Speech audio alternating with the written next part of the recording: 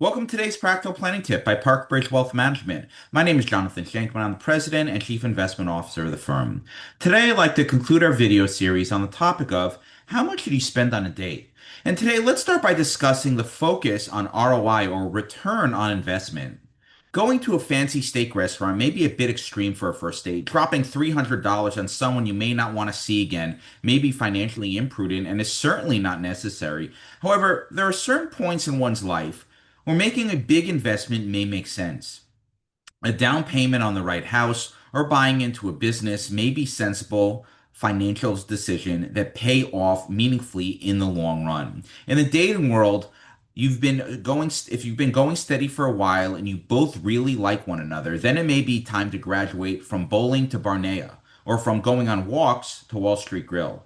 The logic is simple. Invest several $100s, take your relationship to the next level, and then build a Baisneman together ad mevis esrim shana. That high restaurant bill may be the best ROI anyone can ask for.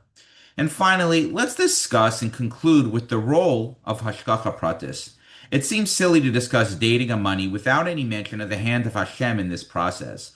As I already mentioned, my typical first date was coffee. However, when I went out for the first time with my wife, I happened to be famished, as was she, after a long day of work. I decided to take her out to dinner at Mr. Broadway. I found out later that Lauren doesn't drink coffee. Had I gone my typical route, we would have been two hungry people meeting at a coffee shop, not drinking coffee, under suboptimal circumstances for building a connection. There may not have been a second date. Hashem guided me to make a decision that went against my normal dating philosophy. This story is the definition of Hashgacha Pratis, which is the belief that Hashem is actively involved in the details of all creation and serves as a guiding force in every individual's life. This concept suggests that nothing happens by mere chance. Even the smallest events are guided by divine purpose.